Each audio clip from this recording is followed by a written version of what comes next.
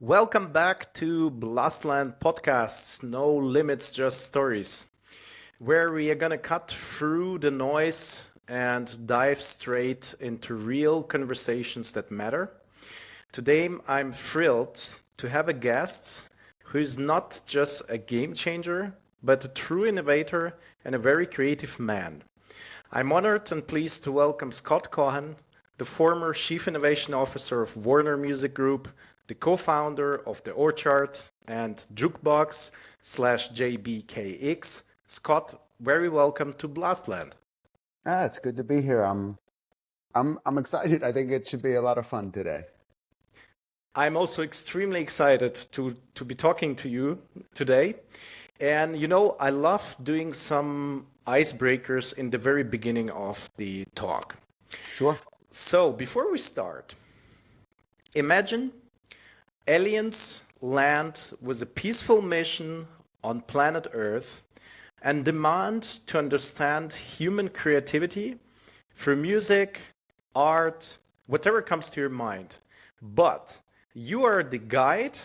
So, what's the first thing you're gonna play for them or show them or bring them to? Oh my goodness. You this is the icebreaker. You jump right in. Um, yeah, if aliens descend and they want to know about human creativity, I mean, it's not just about music.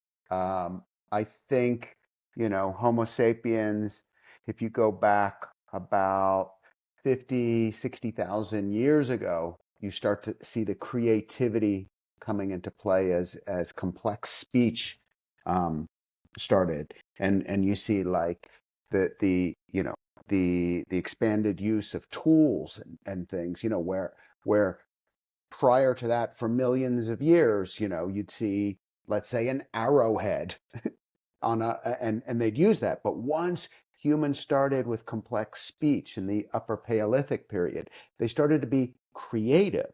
So they got creative with the tools they used, but then they also started to get creative with cave paintings. Instead of just scratches and draws, they started creating cave art, and they started making instruments and making music. And I think you have to take it all the way to the back, to the beginning, and then all the way through to maybe, different folk music in different cultures, to classical music in the West, the Mozart era, up through the kind of rock generation. And again, that creativity, that human creativity, always went in lockstep with um, technical innovations. So whether it was radio or the recording devices or the instruments that were made or the amplification of the instruments, all of the tech that comes along also drives the music creativity, but the tech is creative as well. That's a very creative answer, Scott. Sorry, I've never experienced a question like that. That was an amazing way to start. Let's Keep me get on my back toes. let's get back a bit to the roots. Let's rewind. Before the titles, before the accolades, who was Scott Cohen as a kid? Interesting. So as a kid, I was extremely shy, like crazy shy. Wouldn't talk in school or anything.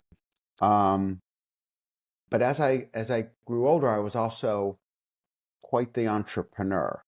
From the earliest memories I have as a kid, always trying to make a little business. A lot of, the typical American thing where there's like, a lemonade stand for kids. I was doing all of that and going to neighbors' houses to rake their leaves or shovel their snow or any little odd job, all the way through to when in my teenage years, when I had a painting company, like painting houses. I was a teenager. I'd go to school in the morning, but I might have a crew on a job site. And after school, I would meet them there. And that took me all the way through university. So always an entrepreneur, really, at heart. What was your very first dream you recall? It's funny because when I really think about it, I don't know. I don't know that I was one of those kids that had a dream that said, I want to be an astronaut or a fireman, or I want to be a famous businessman or make $1 million. Like, I don't, I never, I can't remember a time that I had those dreams or aspirations. And that continues to today. Like, it was always more, one foot in front of the other, just keep marching forward. Did you ever imagine yourself where you are today? Not even close. I mean, it's funny. Life just happens, and maybe I've been fortunate enough without any kind of, formal thought process behind it. I always allowed it to take me to, to, to, to, to take me to wherever I ended up in my career without having some aspiration of where I wanted to be in my career. Um, Life has its own plan in a way if you're willing to kind of sit back and accept it and kind of roll with it and go with the flow. Talking about plans and success, probably, and some interesting moves in life. I always love to talk about the so-called complete puzzle picture. You've seen the best and the worst of various industries, especially the music one, but not limited to. We all love talking very much about success, but let's be real, every peak has a valley. What was the darkest moments you recall? Or Yeah, I mean, what was the way to success? Or yeah, I mean, you put it in a really, you know, great way because I've never heard a success story that started like I had an idea, then I, got some money, then I launched a company, then everybody loved the business, and then it went great, and the tech worked, and the customers came in, and I made money and more money, and life was great. Like that's never the path to success. It's not a straight line, up and to the right. If I think about, you know, the deepest depths, God, this is really, tapping into some dark moments in my life. And it would have been in the through the late 90s and the early 2000s, because I started a company with my business partner, Richard Gotterer, called The Orchard. And so it's not a a brand name. It was a B2B business. But we were the first digital distributors of music. So we envisioned a world where people would be creating, consuming music digitally. This is in the mid 90s. I mean, it seems so painfully obvious now, but back then it was not obvious at all. This was a time when people were still on dial up modems and the web didn't have music or video or even photos and was just text based. But we envisioned this world. Problem is, we were so early in it that it was really challenging to make any money because, in the 90s, there wasn't any way, very few ways that you could make money from digital music. I mean, this is before Napster, which was in 1999. And so I got really poor. This is the dark part. I mean, the lowest part. I mean, at the worst, I think I was $3 million in debt. We never raised money on a business plan. We were just operating our company, but turned out we owed everybody money. We owed artists money. We owed the landlord money. We owed, everybody. I owed the IRS in America, the tax authority. I owed them a lot of money. And even though I say I owed them money, they used different terminology. They were like tax evasion and tax fraud. And if you don't pay, you go to prison for 20 years. I had lost my home. I'd lost my car. I'd lost all my possessions. I was homeless and living in the office. I mean, it was dark, dark, struggling times. It wasn't until, for our business, it wasn't until April of 2003 when iTunes launched that that actually we were sitting on the largest catalog of digital rights in the world, and then things turned around pretty quickly because we were like 1/3 of the iTunes music store back then. Um, but up until that, that was some years and years of struggle. So that is a absolutely crazy story, what you're saying, from the very low to the very high, and it lasted for years, as you say. Yeah. How do you, as a human being, deal with that level of special situation, let's call it like that, that really shakes you to the core, and probably some people, also the family is involved. How do you deal with that? Yeah, I mean, it I think there's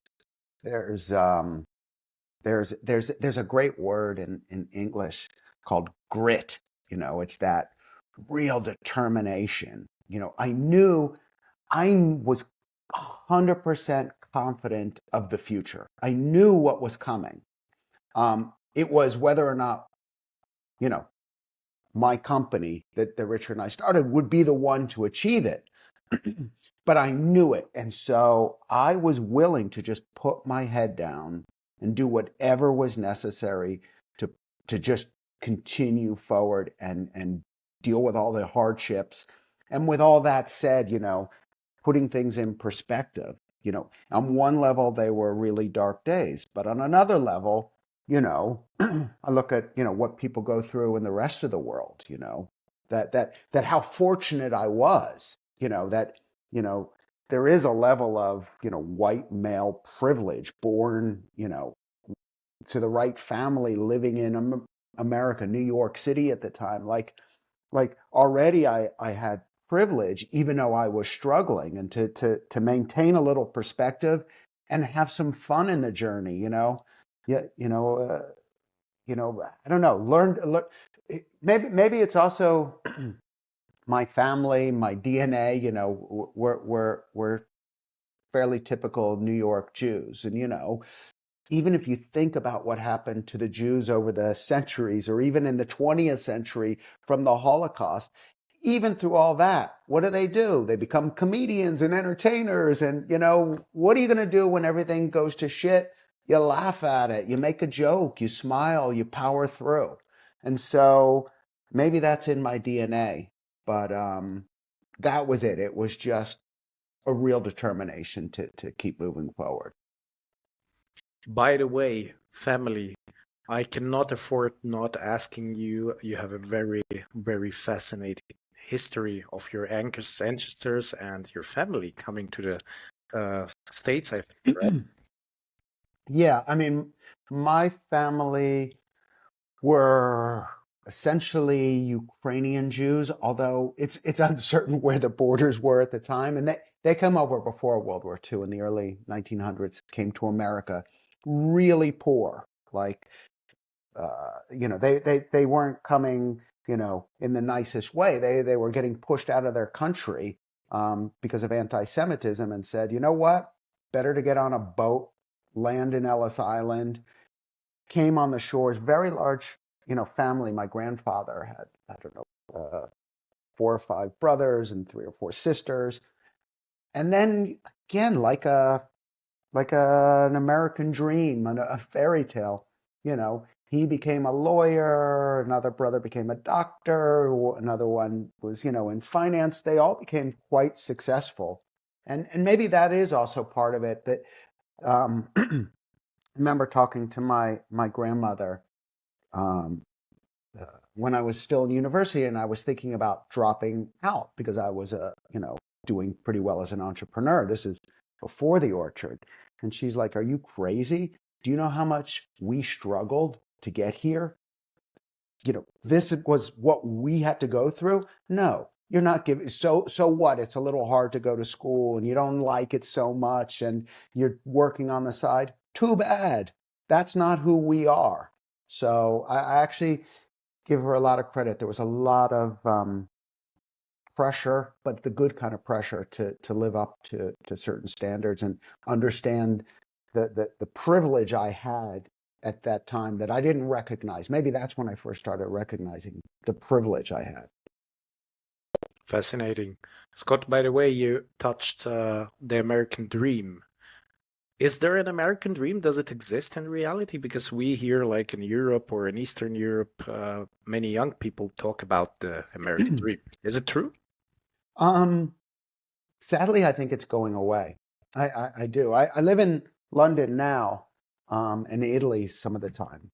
But I feel really sad that the American dream that my grandparents and my parents lived through, and even that I got a part of, is not necessarily the same American dream that exists today, because it's feeling closer to a dream than you can make a dream a reality. Again, there's a bit of privilege there. If you come from the right family, of course you can, make your dreams come true. But the the beauty of the original American dream was it didn't matter where you came from, what your religion, the skin color, your culture, didn't matter how much money your parents had or what your surname was. If you worked hard, you could get ahead. I'm not so sure that still exists, that merely working hard, you get ahead, because there's a lot of hardworking Americans that are struggling to stay ahead. And I'll say that in Europe as well. And maybe I'll say that globally. I see. I see. We talked a bit about the failures and dealing with them, but what about the other side of the medal? Uh, they say success can be as dangerous as failure. Have you ever felt that, where winning too much becomes its own kind of trap?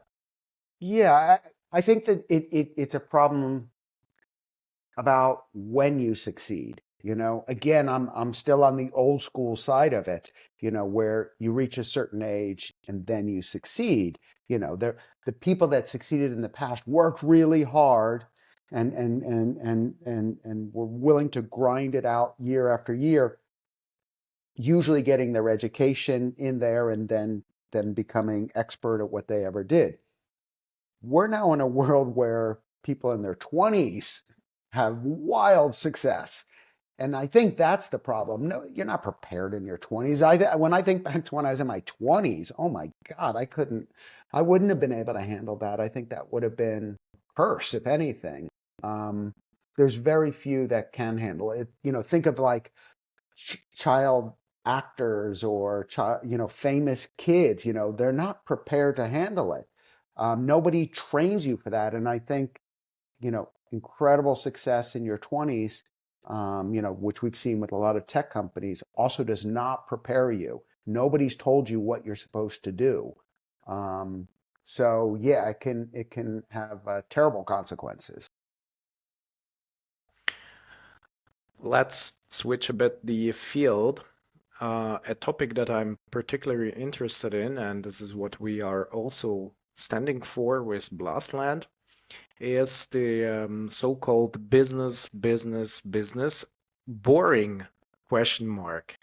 Sometimes, and really quite often, I saw it myself, business, the usual or the unusual, can be really, really painfully boring. But you've always found ways to make it exciting. How do you take something really dry and turn it into entertainment and fun? Well, you're the first person that's ever said that to me.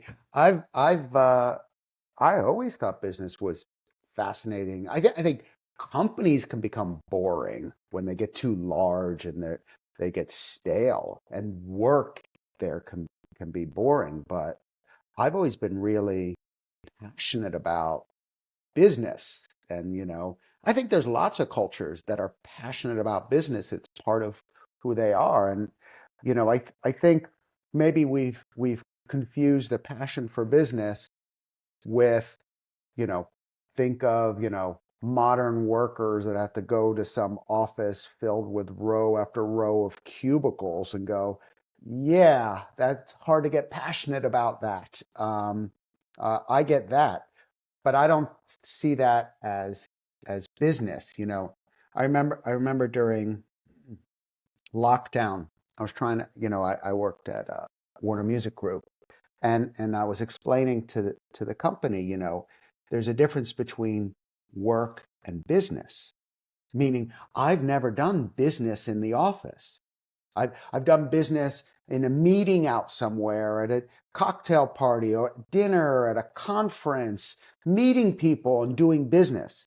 When I got to the office, that's where I did work, sit down at my desk, you know, work in a spreadsheet, read a contract, write an email.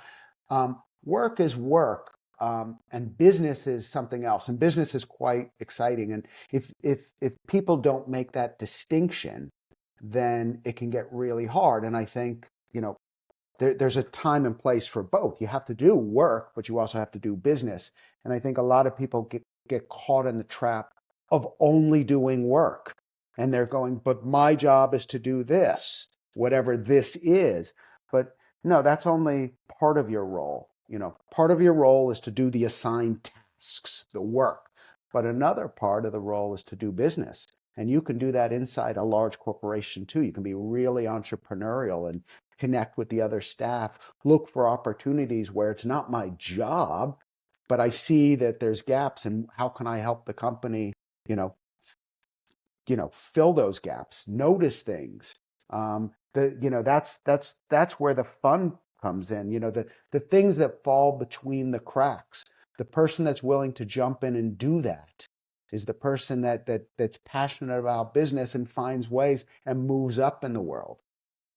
That's a great story, especially comparing and distinguishing between work and business, getting the things done when they need to be done, but at the same time having a lot of fun, as per your example. Yeah. So, I mean, this was the endless debate of whether people should come back to the office or not, And I It, was like, why? If they can work at home, then why are you driving them back?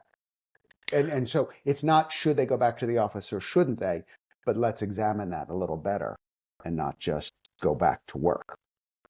do people have actually some problems or are a bit scared of having fun at work, not mixing it and not making it the major goal of the day, but at the same time just being a bit more relaxed about communication, about getting the things done in the end at the end of the day, but with a bit more fun. What do you think?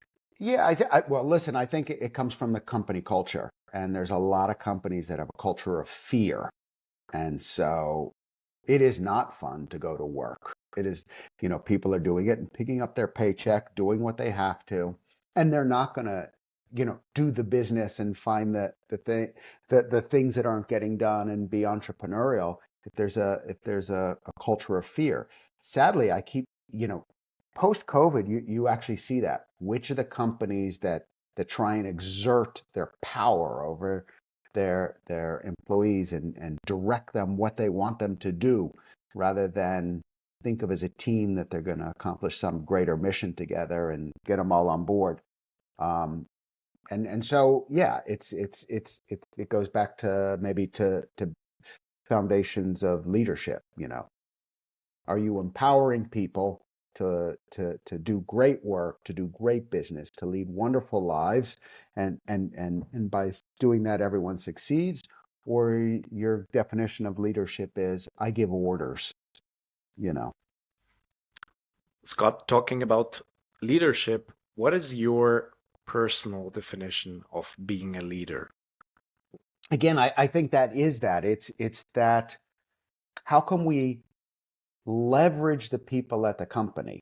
You know, anytime I'm at an organization, I always go, I don't need another one of me because I already feel that. I need to find people that are good at the things that I'm not good at, the experts in things. And I was talking to somebody once, and in the UK, I don't know if it happens around the world, there's these things called pub quizzes, where you go into a pub, and then you'd have a table, groups of tables of people, and there'd be a quiz master who would throw out difficult questions. It could be questions about sports or popular culture or history or science. And if you had a table of 4 or 5 people, usually one could think of the answer. but they were tough. And I was thinking about, if you have a large organization, some of these organizations, thousands and thousands of people. Think of it like a pub quiz. Would you just want 5 people to be answering and solving every question? Or would you want to leverage the entire organization? Like you would have the smartest team in the world if you think of them as on your team. And how do we leverage them? Sadly, I don't think enough people think in those terms. Because it's harder to do it that way. It's harder for the leader. What's easier for the leader is everyone shut up. I'm going to tell you what I need you to do. And here's the deadline and just deliver that. That's really, really, really interesting to hear your thoughts about it. Let's rewind one more time. Scott, tell us about your time being at the pulse of the Orchard and Warner. Well, I mean, I alluded to it a bit at the Orchard. So being the first digital distributor of music was challenging in those early years. Those were the tough times. But I will say this, when iTunes did launch and we're sitting on this large catalog because we've been amassing it for the previous 8 years, we really saw that kind of hockey stick spike of growth where we were like, oh, we made our first $500,000, our first million, our first 10 million, our first 100 million, the first $1 billion. When I exited the company in 2019, after we had sold in a couple of tranches to Sony, when I exited, the company was doing $1 billion a year and accounted for 20% of Sony Music's revenue. I think I heard that 2024 ended with the Orchard doing $1.5 billion in revenue. So it was, people look at the hockey stick spike, and that to your earlier point, they don't see the challenges you went through in the early days. In the music business, we always go, how many years does it take you to become an overnight success? Because people only see the moment you're successful. They don't see everything that led up to it. But the Orchard was an amazing story of growth.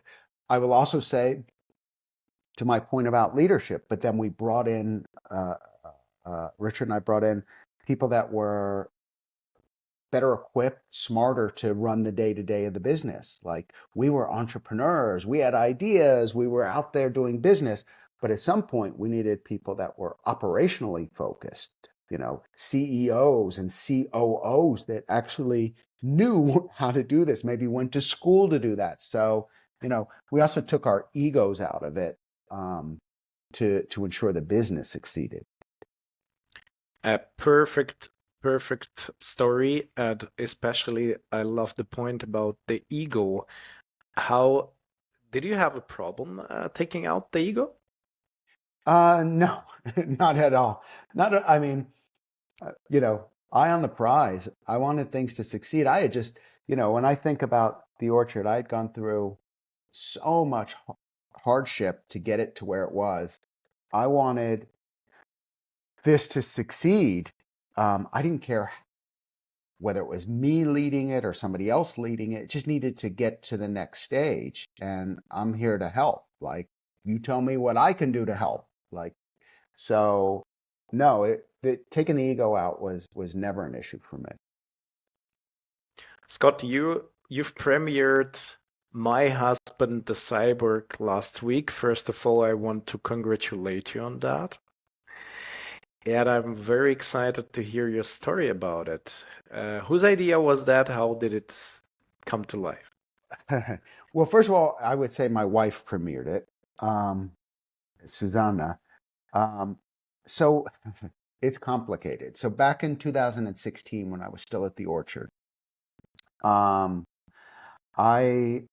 inserted 2 titanium rods into my chest and attached a circuit board with a couple of 100 components in an effort to create a new sense, the sense of the electromagnetic field of the planet.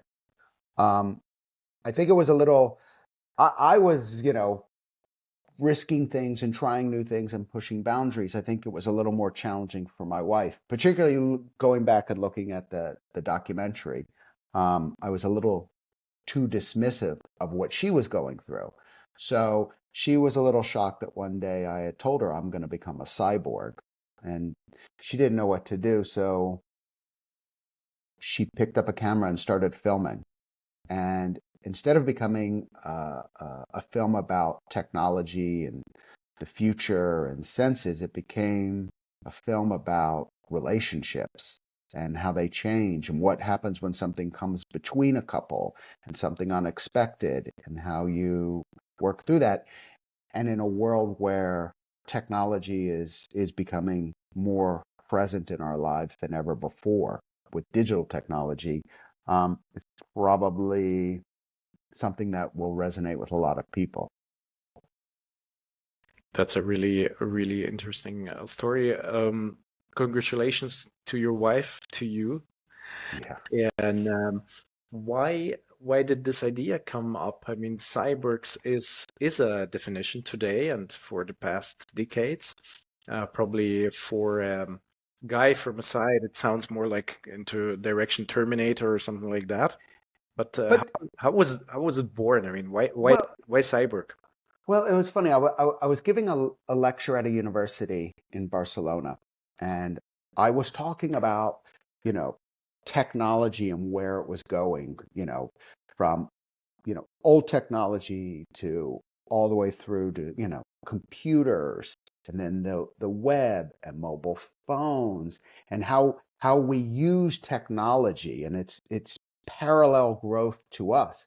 But then what happens as we come together and the technology becomes embedded in us, and looking at it and going, actually, there's a lot of cyborgs already in the world, but the cyborgs are for medical purposes. They have cochlear implants or pacemakers, or even if you think about humans right now, like how many people could say that they're 100% organic? I mean, do they have fillings in their teeth? People have artificial knees and hip replacements. Are you partially organic? Or people that have tattoos and piercings and have had cosmetic procedures. And so I was thinking, surely we can't just do it for medical purposes, and surely we can't just be doing it for, cosmetic. Um, we should do it to make us better. When I think about, how much money we spend on technology to make our phones smarter and our homes smarter, and we're investing all this. Why aren't we investing the same amount, even less, but investing in making humans better? We're so focused on making our iPhone better, our laptop better. Why aren't we investing the same energy and money into making humans better? And so I was having this whole conversation in this lecture, and somebody said, "Well, who's doing it?" And I'm like, "Well, I don't know. There's some body hackers out there doing it. There's a couple more famous ones like Neil Harbison and Moon Rebus and people like that, but who's really going out and doing it?" And I'm like, "Well, not really anybody." So reluctantly, I figured it was going to have to be me. It wasn't that I wanted to do this. This was the last thing I ever thought about doing. I was just, shooting my mouth off about the future of technology. Um, and then some clever person raised their hand and said, "Yeah, but, put your money where your mouth is." And so I did it with another co-founder, another partner in that company, Liviu Babitz. He and I set up a company called the Cyborg Nest, and that was the basis of the film. Coming home one day and telling my wife, "I'm going to become a cyborg." I want to imagine how your wife looked at you at this moment. Mhm. Uh, Probably the way anyone would look at anyone that said, "I'm going to become a cyborg." Like, first of all, what's a cyborg? As they understand it, are you crazy? Why would you do this to yourself?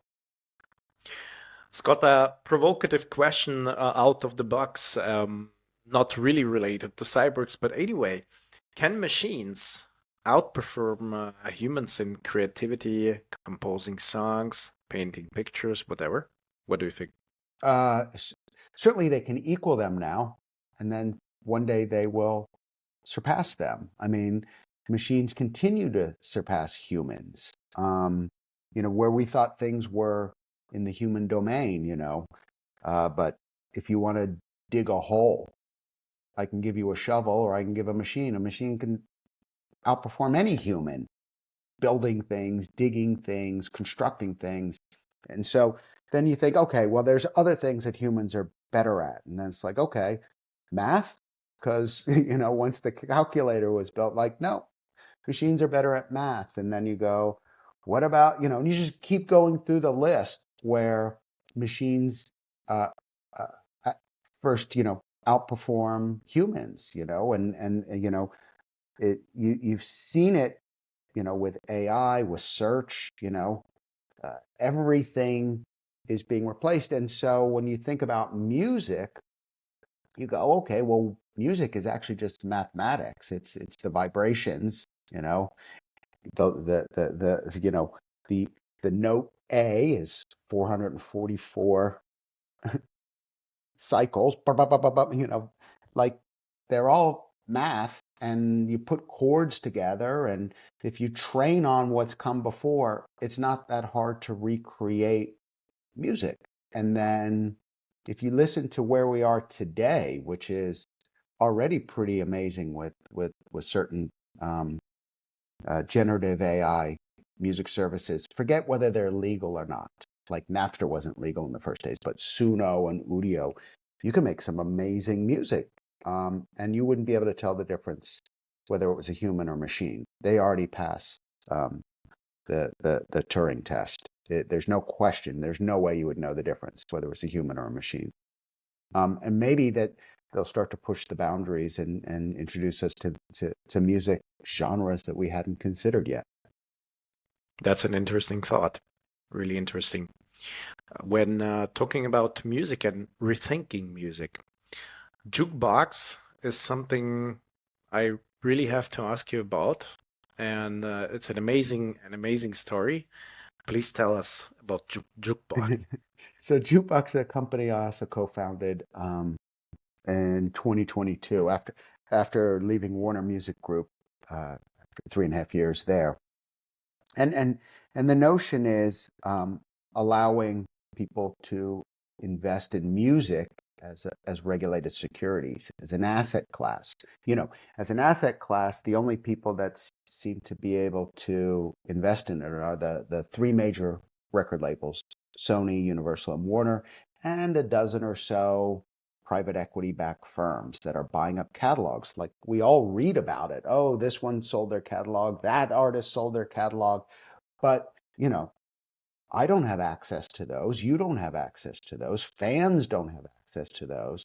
So the idea was, what if we went back to those very companies that are buying the rights, and we take a piece of the income stream from hit songs? We're talking about songs recorded by Taylor Swift and Adele and Ed Sheeran and Beyonce. These are not small acts. These are the biggest acts in the world. So we take a piece of the income stream and package it up, take it to the SEC, that's the Securities and Exchange Commission in America. And when it comes back as qualified, we've converted the income streams of hit songs into regulated securities. So securities like, you can buy 100 shares of Microsoft or 100 shares of Halo by Beyonce. Why not?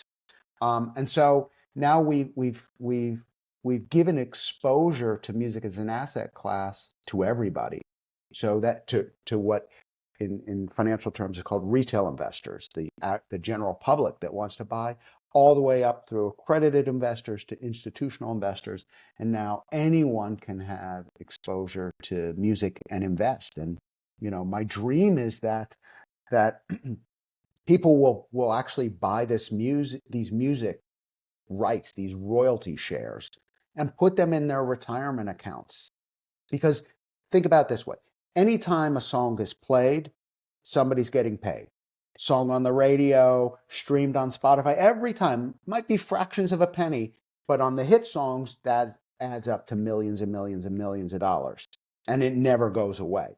So imagine in your retirement, the songs that you grew up with, the songs that you're passionate are actually paying you. They're paying you in your retirement. That would be an amazing full circle. The very people that help push these artists to their success, that back in the day bought their vinyl or cassettes or CDs, to their downloads, their streams, we got you there.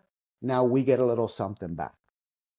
That's a really, really cool, amazing, great, super idea. What I also wanted to ask you, in the light of today's blockchain and tokenization and real world assets, how will this industry develop? Especially, you mentioned before the royalty shares of a song or multiple songs.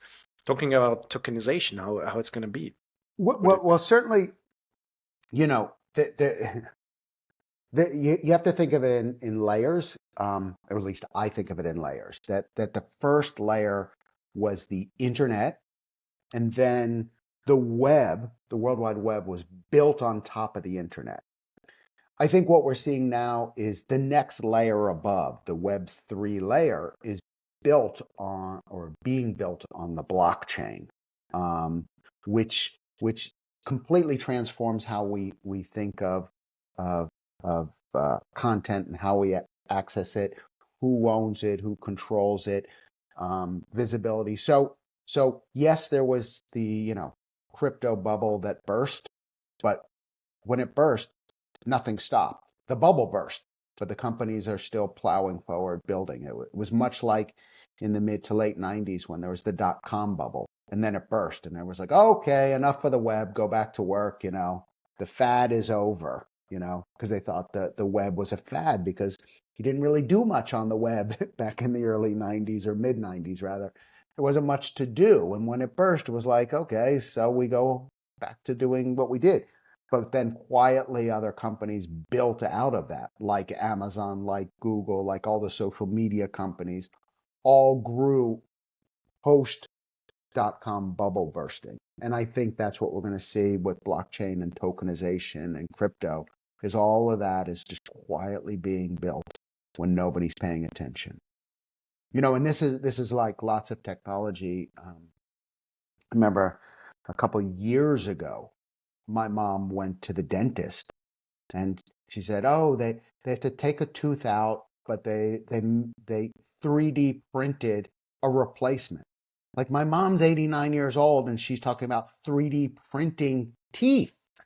Now, now, this was 3D printing was talked about like 15 and 20 years ago. And then, oh, we're moving on to the next thing. It's blockchain, it's AI, and you get these bubbles but what happens is it becomes part of people's lives and they don't even realize it. They don't even, it's like people used to talk about augmented reality. You're like, oh, there's going to be AR, augmented reality. And then people stop talking about it. But actually, it's part of our lives and we don't even realize it. Like, if I go on to Google Maps, it takes digital information and overlays it on the real world. And if I want to go somewhere, I open up Google Maps, I look on the map, it tells me I could drive there, walk there. How am I going to get there? I follow along, it gives me the best route. It changes the route along the way. If there's a faster way, it tells me all the landmarks as I'm passing things, all of that. And when I get to my destination and I put my phone back in the pocket, I don't go, whoa, I just had the most amazing augmented reality experience. We don't even notice the technology in our lives. And I think that's what my point is when you talk about blockchain and crypto and tokenization, is this will all just happen without you even realizing it. And you look back, on it, because I think if you're talking about the technology itself, then the technology is immature. So nobody uses the terms augmented reality. They're just like, hey, I ordered some food or an Uber and I'm tracking it on my phone. That's AR. You don't use the term AR. When I started, in digital music, we used to talk about MP3s Or was it an AAC file? Like you knew the name of the file, you knew how many megabytes it was. Oh, it's a 3 meg file. You knew all of that stuff. Now, somebody wants to listen to music, they push a button on their phone. And when I say push a button, it's touch screens. There's not even buttons anymore. You push a virtual button and music plays. What file format? What codec is it in? How many megs? Where's it streaming? What platform? I don't know. I just wanted to hear a song. I pushed it and it played. Magic. We don't talk about the technology. Magic. That's absolutely true, especially looking at what AI is doing today. I mean, I'm playing myself on a daily basis, and it's quite funny. It's quite funny. Well, I love AI because it means to me it goes back to the original definition of Web 3, because if you can imagine Web 1, that first layer where it was the read-only web where you could access stuff. That was really powerful. People forget how powerful it was. Like you just go online, find a website, and get all the information. That didn't exist for the entire history of humankind previously. And then all of a sudden, it might have been slow and clunky, but you could do it. And then we got into the Web 2 environment, which was the read-write web, where you could now contribute to the web. You could publish your own stuff, whether it was like, shares, comments, blogs, whatever. Everyone was participating in it. What I think about AI, and the dream for me of AI, is when technology starts working for us. Because right now, we still seem to be working for tech.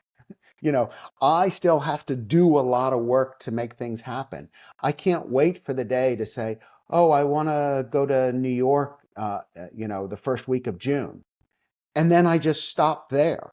And the AI goes out and goes, okay, let's book you a flight. I know you fly in the One World system. So that means get you on a BA or American Airlines flight. And I know you don't like being next to the window. You want to be on the aisle, and you fly business and blah, blah, blah. And I know you don't like doing 6 a.m. flights because you have to wake up at 3 in the morning. So I found one at 10 a.m. and it just goes and does it and brings it back to me and says, here's what I found. Here's 3 or 4 options for you and prices. And probably need some, airport transportation. And I already sorted that out. And where are you going to stay? Are you going to stay with your parents? Are you going to stay in a hotel? Here's 2 or 3 options. Like, wow, technology working for me. Because every time I have to travel, it's a lot of work. I have to work on the technology. I don't want to have to work on it. I want it to do it for me. And I think this is the next 10 years that we're going to see where we can have technology working for us. Scott, you just right now disclosed a potential idea for a new startup. You know that. Well, that's the thing. There's a million ideas out there. That's the easy part. The hard part is, okay, good luck. Go do it. That's the hard part. Go do it. Go for it. Go for it. Yeah, go for it. Good luck. Scott, we've prepared some quick fire questions for you. So it's kind of a quiz or quick fire with very short answers. So oh God, I haven't been good at the short answers so far. You were very good at long and very interesting and very deep answers, which is really very good. So the first one in the series is best decision you have ever made. Best decision I ever made. Actually, it's 2. And they were both meeting people. The first one was meeting my business partner, Richard Gotterer, and then deciding almost instantly, without knowing anything about him, to go in business. And he and I started the Orchard together. And he changed my life. The other was going up and meeting my wife, Susanna, at a party. Best decision I ever made. I'm going to go up. I put my eyes on her and I'm like, I knew, I'm not even romantic, but I knew that's the girl for me. And second best decision I ever made. Or they're both the equally best. They were at different times. That's love at first glance. Yeah, and I'm not romantic, honestly, but something about it I just knew. what a nice story. Really beautiful. Question number two. The worst thing you have ever experienced. God, the worst thing. It's funny because the way my brain works, I think maybe I should go to a psychologist because maybe I suppress bad things. Like I can't think. I'll tell you. Can I tell you a good thing that happened Of that I course. remember? Of But course. it's got to be quick. So back after I was struggling with the orchard, then business started doing really good, and we got this office on 100 Park Avenue, right below Grand Central Station, and my I took my parents to see the office, and they came up the elevator. The elevator doors open. In front of them are these two glass doors, and those open up, and there's a person at reception. She says, "Oh, Mr. Cohen, you're here." Yes, yes. Oh, I brought my parents. And my mom looks around and just bursts out crying because there's cubicles of people and offices and everything. And she's like, I still have no idea what you do, but I am so proud of you. And by the way, Oh, she still doesn't know what I do. she still doesn't. Has no clue. That's really cool. That's really cool. Scott, another one. Things you love in people. Um, I really love, the whole notion of exploration, whether it's going to different countries or cultures or exploration into tech. Um, Maybe it's part of learning, like that I love. I love that part of me, and I love that in others. That curiosity. Things you can't stand. Um, Two things. Maybe, well, all right, I'll go one. When people don't do what they say. Like if you commit to something, then my expectation is you're going to do that. I didn't tell you to do it. You said you were going to do it. So just honor your commitments. That's great. That's a very, very valid point, especially in today's time. The or your favorite artist and singer or songstress. Yeah, I mean, it's funny because in life you go through phases. When I was a kid, I listened to lots of the classic rock from Zeppelin and Pink Floyd, Crosby, Stills and Nash and Young, just a product of my generation that we listened to all that music. As I became a teenager, I got into heavy metal and all of that. And then when I got older, I really liked that kind of, so the heavy metal stuff, like Judas Priest, Ozzy Osbourne, Black Sabbath, all of that, Metallica, all of that, AC/DC. And then when I got older, I then really fell in love with the kind of the new garage rock scene, the White Stripes, the Strokes, the Ravenettes, the Hives, all of those artists. And now I think I love them all still. It's just quite eclectic tastes. Is there a thing that can surprise you right now, tonight, where you just say, wow? The answer is yes, because I still find myself getting surprised and filled with wonder all the time. Um, Whether it's a new piece of technology or somebody surprises me with a piece of music or a film or a Netflix series where I still go, wow, like because that's it.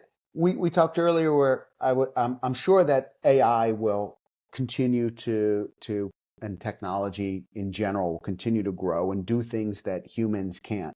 With that said, where we are today with humanity, I'm still in awe of people coming up with incredible ideas that I absolutely love. Great. Great to hear that, Scott. And is there any wisdom, anything you would like to say, especially to the younger generation?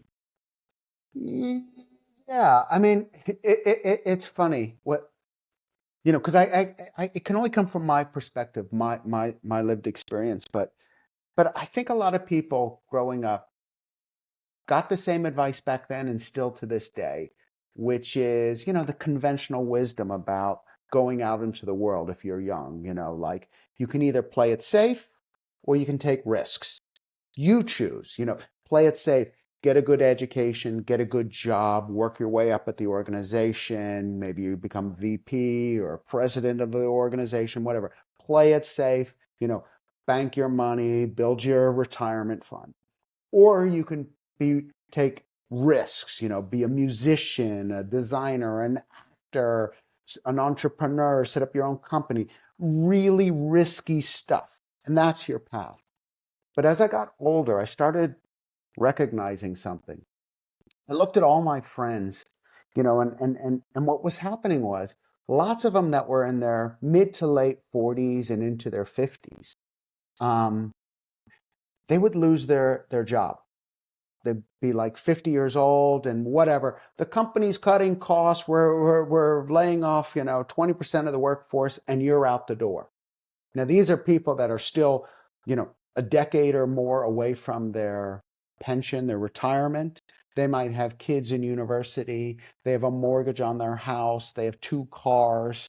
And all of a sudden, they've become unemployable. Like, who wants to hire a 52-year-old former guy that was the, executive VP that's expecting this big salary? Why? We've got young kids, tech savvy. We'd rather have them. We can get 10 of them for you, 20 of them for you. And then I looked at all my friends that took the risky path, that were the entrepreneurs, that were the artists, that their band never made it. But you talk to them today and they're like, oh, I just did the score for a film. And now I have this commercial that used one song I composed. And, the graphic designer that lived on a couch is now like, oh, I just did for this new hotel chain. I just did their logo. And what I started to discover was the riskiest thing you can do if you're young is to play it safe. Because it might feel safe in the early days, but you hit a certain age and you've just risked everything on your corporate job, on your perfect world. And those people that took the risks early and they were betting on themselves and their talents and their passions, those people seem to be the most secure. Some of them are wealthy, some of them aren't, but they're in control of their own destiny. They've carved out a place for them that they can't be replaced. And so I think the riskiest thing you can do is to play it safe. That's a great advice. Scott, I thank you from the bottom of my heart for a really, really, really cool talk, for your time, for inspiration. And I'm looking very, very much forward to talking with you another time Well, on. thanks. Anytime you want me back, I'm happy to oblige. Thank you very much, Scott. All right. Have a great Cheers. day. Bye-bye. Cheers. Bye bye.